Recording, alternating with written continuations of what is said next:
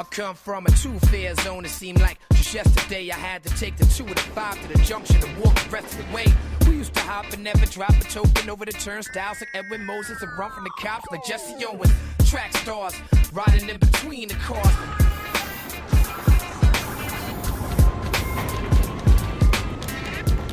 Graffiti is freedom. You know, that's what graffiti is to me, pure freedom. There's definitely a rush. You're in there, you're sneaking in, you're with your homeboys. There's like this feeling, you hear trains, the motor kind of clicking on and off. You hear the tracks change. There's all these elements that add to the whole mystique of that's, in a way, you can't even really describe that to people now. I'm not entirely sure why I write graffiti. It's kind of how, like, when people have conquered something, they stick a flag in it at the end. And that's my version of my flag, maybe. If I'm upset or I have pain or rage in me, I'll just go out and just destroy shit. For me, writing was a release. It was an escape from, my parents bitching and complaining in the house. It was an escape from my block. I started writing to get away from all that, to assume another identity, to have a good time with my boys, to be down with, some rebellious shit. You stay anonymous as who you are. And that's the whole point of it. Being like the wind, you can't see him, but you could feel it. You could have this sort of anonymous thing about it where you could have one kind of, you portray yourself as one thing and then change into my other costume and I'm this other guy. Superhero. Not many things I can compare to getting on the train daily and seeing your name up on every train you ride. There definitely is a certain high to it. You might feel invincible until people start going over your shit. I feel like a super actor, man, it's pretty cool. In the beginning, it was just about being famous, kind of getting up to get fame, and everyone wants to be famous. This graph culture is serious, man. Know what I mean? It's been handed down from generations to generations to generations, man. Only a real artist will get his light and will get to shine. I mean, a real writer is somebody who picks up a pen and goes out and writes in the street. Illegally. They do what they want to do, when they want to do it. And they do it gracefully and they do it with style. Graffiti writers are the most resourceful people in the world. I guess like most indigenous people, they made the best of what was around them. That same creative nature will help them find a way. The desire's there. People want to paint. They're not going to stop it completely. How are you going to pay for freedom, bro? You don't pay for freedom, you take it. My name is famous, my face unknown. Take a walk with me, we going all the team. Solid feeling. Walk with me, let's take a walk. Take a walk with me, let's take a walk. Let's go bombing. Let's go bombing.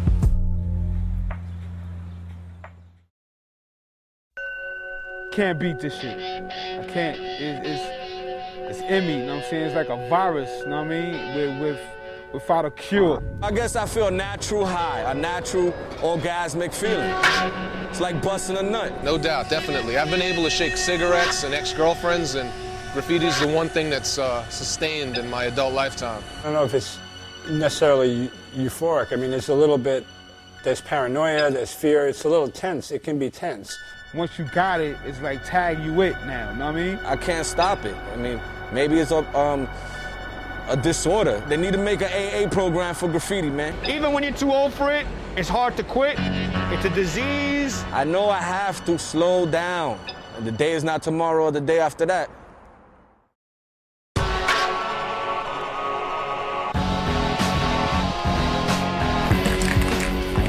Tagging is the development of graffiti. Graffiti developed out of tagging. There was nothing else that's now called graffiti that didn't, it's all started with tagging. That's how it started, tagging. Because from tagging, it went on to bubble letters, from bubble letters went on to style. And just big tags, they got bigger, then they got filled in, wider, and then outlined, and then it went off from that. I think that having a good tag style is important. I think it's very important. I think it's like having a good smile. It's kind of what greets the world with people around you. Good tag has style. It has some type of flow.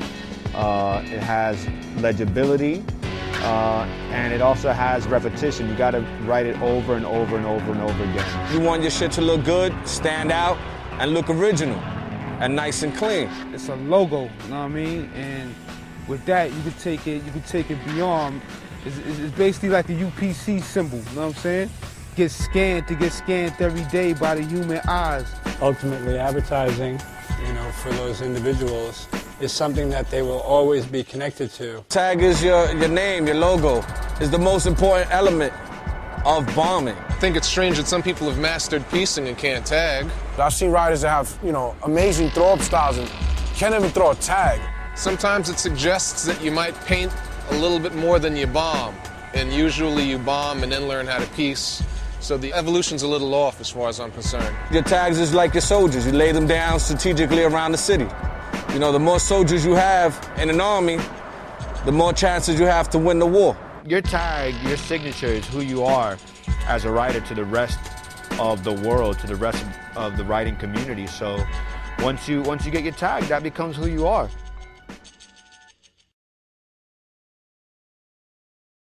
If a tag's like a single adult male living alone, a throw-up is like when he's married and has kids. A throw-up is something you do quick, in a matter of seconds. I mean, you just do a quick fill-in, a quick outline. You could do hundreds of them.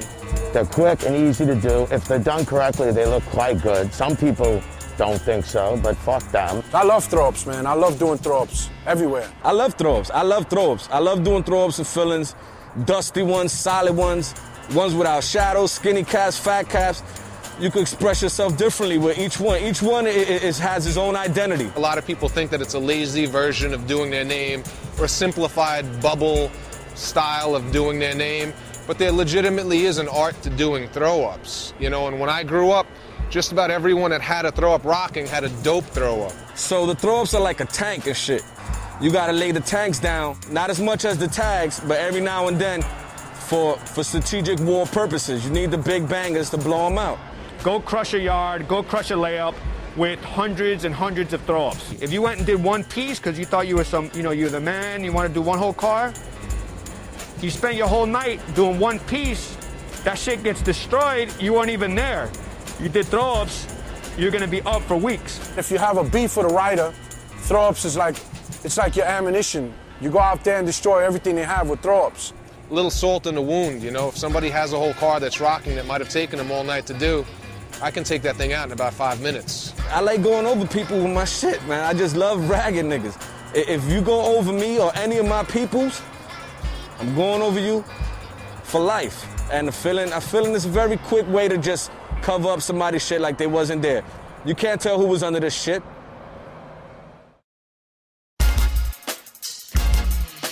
The philosophy of piecing and burning is based upon styles. Styles evolved out of throw-ups from, you know, writers just adding colors and arrows and connections. The pieces back then were big renditions of tags, and it was all about making your name more visible. These are the cats who are developing styles and making their names flip. You know, making them block letters, making them marshmallow letters, making them, you know, platform letters or whatever, making them British letters. All these terms that they were using, they invented that shit. I appreciate wild styles.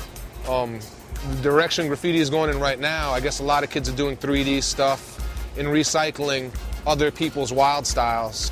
Whether you call it computer rock or whether you call it marshmallow or whatever, what you do is your style. It's your imprint on your letters.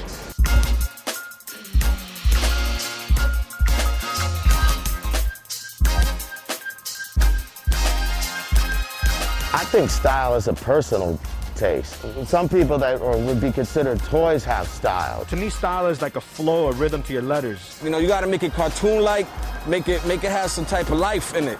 So it's like a knee kicking. I try to do my S original, half of New York City took it, and my F is fat like me. If something looks like extremely sterile and generic to me, it loses its sense of style. Specialized caps and rulers and levels, and it almost becomes like plastic fucking surgery. Does that girl really look good with fake breasts, Botox, and like huge bubble lips? Some guys, yes, she's gorgeous, and I'll go all out for her. Other guys, no, she's like a freak of nature.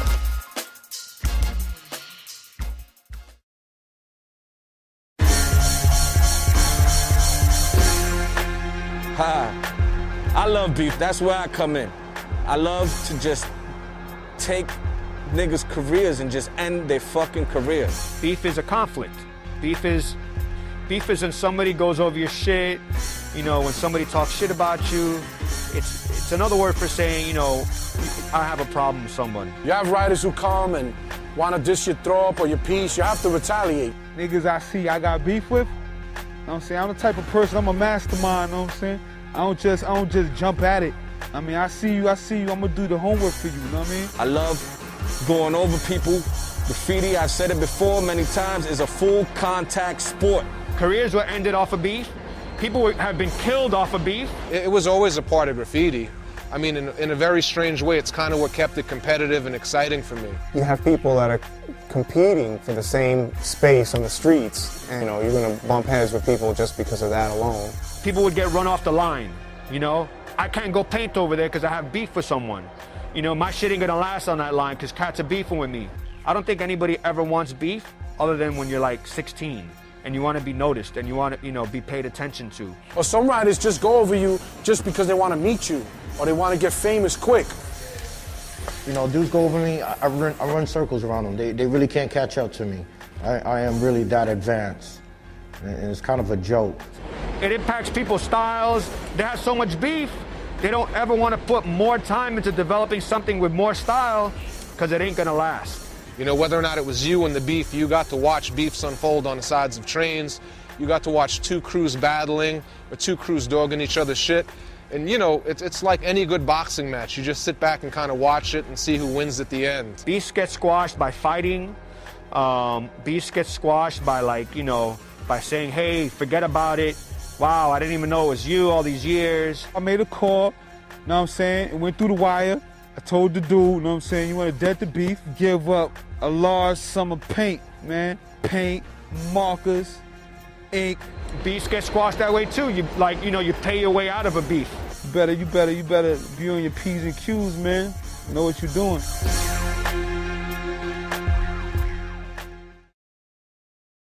I don't need any crew to be famous. If I rep your crew, you know, it's because I'm honoring your crew, so you should respect that. What a crew means to a writer is his family.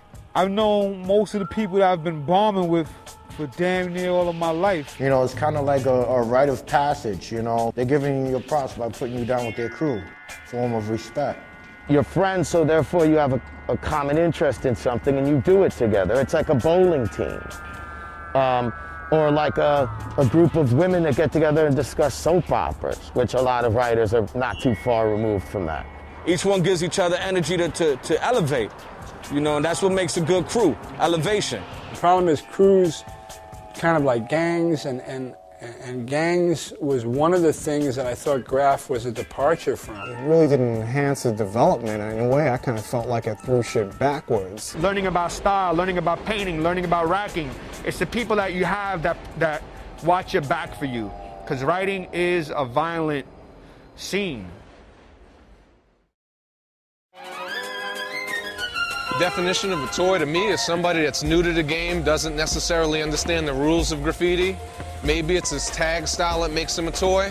A beginning writer, somebody who sucks. Letters all discombobulated, you know what I'm saying? An arrow coming out, you like, yo, where that arrow came from? Somebody who just lacks style, period. No style, no knowledge of what's going on. They just go around tagging their name wherever they can. You know, a toy is not necessarily like the way you write or something. A toy is more of a state of mind. Hanging out with a bunch of toys, hanging out with a bunch of cats that don't necessarily get up. They might claim they write graffiti, but they're better known for starting fights, better known for stealing cars, better known for hustling or doing something else. You know, I consider a toy somebody who's not really doing it for themselves. Somebody who's just kind of doing it to be down, doing it for other reasons aside from just personal fulfillment. Just gathering up fame as quickly as possible without going out there and without spending the years that you gotta put in to establish yourself. Their mind is limited. You ain't fooling us, homie. Unfortunately, dudes stay like that. And that's what makes them a real toy. Maybe someone that goes over a piece that's been sitting somewhere or a tag that's been sitting somewhere 20, 30 years. You've been in the game for 5 minutes, how are you gonna go over him? You know, and nobody from their crew would pull them aside and smack them a couple of times and be like, money, you can't go over this. That shit's been there for 20 years. You just went over some shit that's been there for 20 years because you're an idiot. Yeah, they serve a purpose to destroy. You have to destroy toys. That's only this, they just here to have fun with. Exactly what they are, toys. They might as well be made by Mattel or Hasbro. Predator and prey, you know? You know, toys are suppliers to the many kings of the graffiti world. They usually are quick to give up their paint. You know, you just, yo, toy, give me your paint. And they're quick to oblige. There needs to be someone you can go over without worrying if he's gonna go back over you.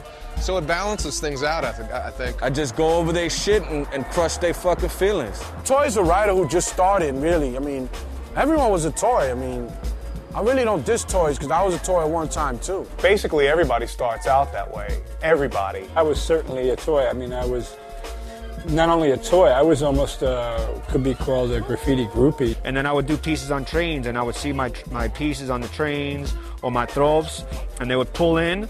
All the other shit looked fresh.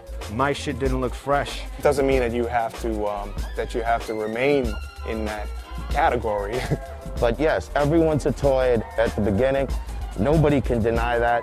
And toys that are willing to accept that and learn from somebody who's better than them have a good chance of getting better.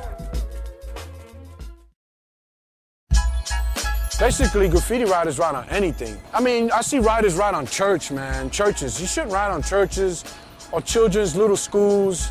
It was irrelevant whether it was a Catholic church, a place of worship, maybe a synagogue or a mosque. You just didn't write on these places of worship. Now, I've written on churches before, you know what I'm saying? And it's not like I knew it was a church. It was more like I'm hitting it up, then later on I'll be like, oh. You don't write on people's houses. You know, you just didn't do that. That's kind of gone out the door as well. You don't ride on cars, like just regular civilians' cars. I've seen people ride on in cemeteries, man. I mean, there's things you should respect. You didn't write over someone else's rest in peace mural, for that matter. Usually they were respected in, you know, when there's beef, people will go over a dead person's rest in peace memorial. I mean, I've seen dead people with more beef while they were dead than when they were alive. Well, number one ethic, do not go over scuff. Number two ethic, do not go over scuff. I never wrote on nobody's house. I can't front. I wrote on writers' houses, writers that I have beef with. Say you have a little tree-lined street and people are writing on people's fucking garage doors and shit like that. The whole ethics question has changed since I was around too, because I remember like people wouldn't, you know, write on trees or they wouldn't write on the floor. There's just some areas like neighborhoods where graffiti looks fucking stupid, like just ridiculous, you know what I mean? It's like, what the fuck are you doing?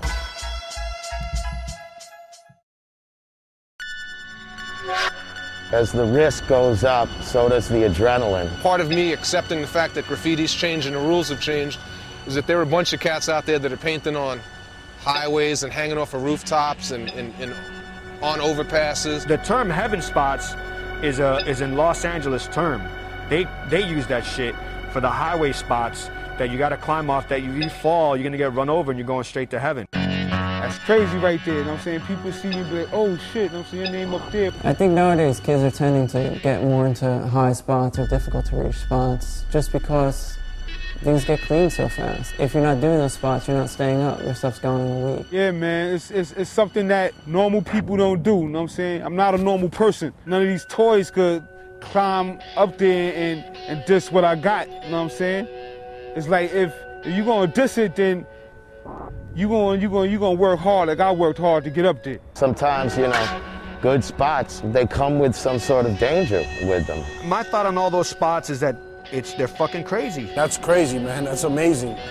You look at it, you know, it's a little amazing, you know, but you got to keep bombing, you know.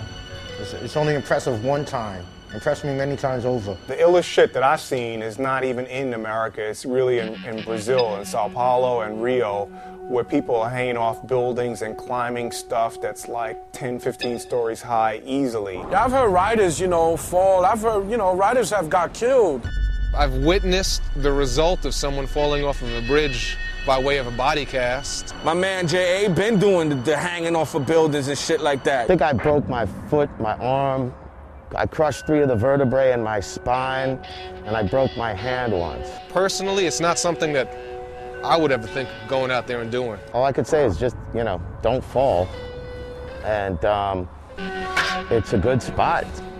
It's definitely the next level of wanting to get your name up. And that's not the level that I'm on.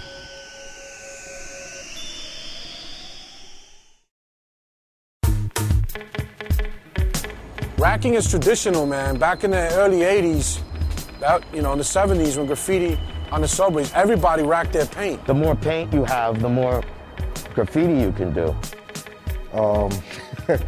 It's got to come from somewhere. You were doing so many trains. I mean, you can't buy paint. I mean, you're little, you're not buying paint. The majority of the people I came up with all grew up in the projects. We were poor. Where else am I gonna get 50 cans? Key. Racking was key. I mean, I was good at racking. And the people I knew were good.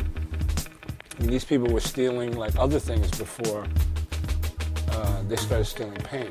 These were people that were like thieves. I don't think it's as much a part of the culture now as it once was. But yo, if you told somebody back in the day that you bought your paint, yo, you might as well just hang it up.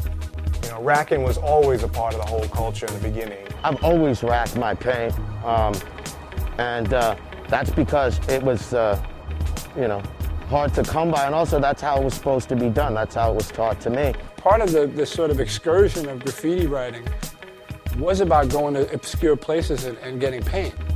And in the process, you'd be doing your business like to and fro. 100 cans or more, you're doing it. These cats will go, and in one day you get hundreds and hundreds of cans, so much that the car would be like sunk to the floor scraping. There was times we used to do shopping carts. We used to go to Pergamon and Rickles and fill up a shopping cart full of paint and just walk out the garden section. I got my one good crazy racking story. Security guard was there, sort of waiting, and I thought, like, the thing is, I just have to do it cool. I just have to pick up the bag and just walk out. Got through the door, started to walk down the street. The guy's like, excuse me. I turn around, I'm like, yes? He's like, you dropped your wallet. Vanna Squad's full of shit. People that chase around fucking graffiti writers all day. Come on, man, there's real crimes in this city. We here to get up, We ain't selling no drugs to nobody. We're not killing the community. We're beautifying the community. What they basically do, man, is they go out and they're like secret operatives, they're like undercover cops that go out and try to infiltrate and try to arrest writers. The Vandal Squad, as I knew it, was just as savvy as any graffiti artist. They were just as well versed about the history of graffiti. They knew who had beef with who and who was bombing where. And in a weird way, that kind of coexisted with writers because you knew that they were around and you knew that they had a certain list. When we got caught, I was shown a list that actually impressed me. The same people that were at the top of their list would have been at the top of my list. Vandal Squad, fuck them niggas.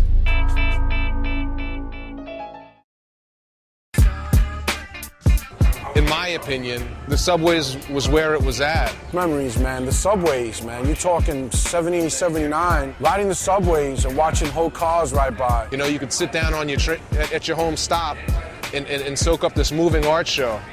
So fun, man. I mean, I miss it. I wish it can come back. All City used to me and being up on all the train lines and being like king of them. And I took King of the Fours and I had every car inside, out, panels, throw-ups, went out to the 2s and 5s, the 1s. No matter where you go throughout this city, you're gonna see this guy up. Not like a tag or 2 tags, but being up a lot. And not just jump out your car, catch a couple of tags and be out. That's cheating.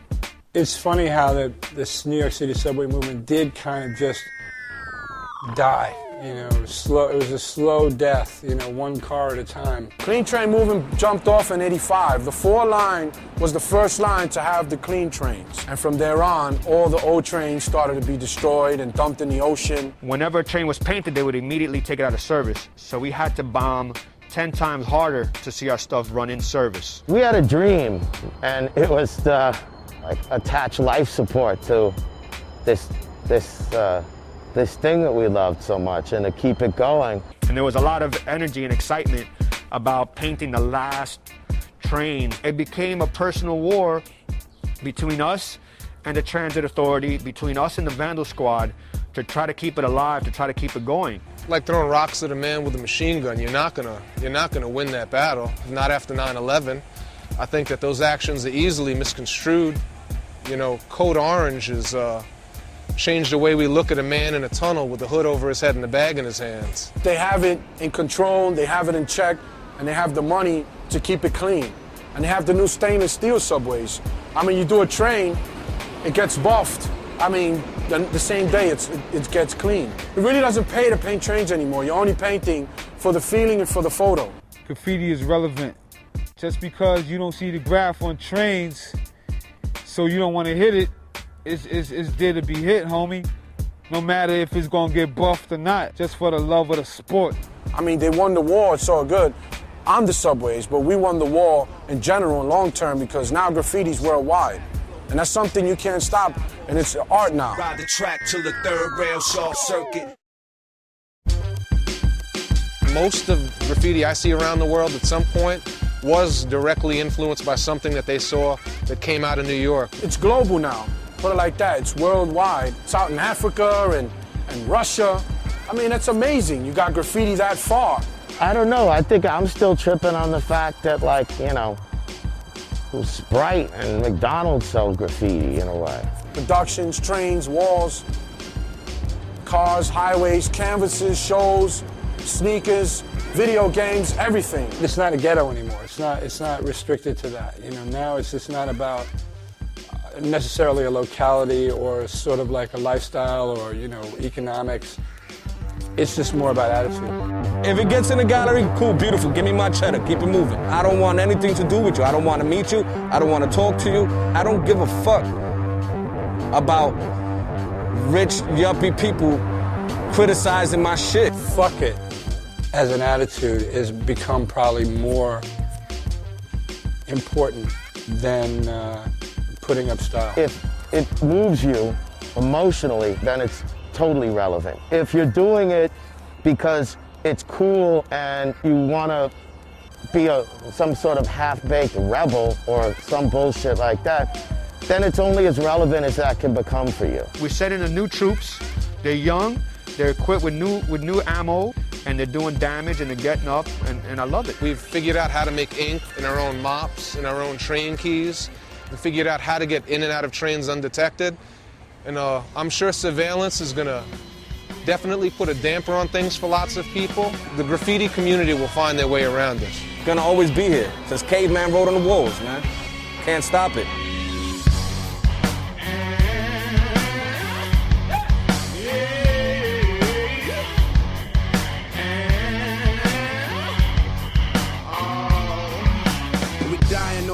Gold, they harvest in the sand.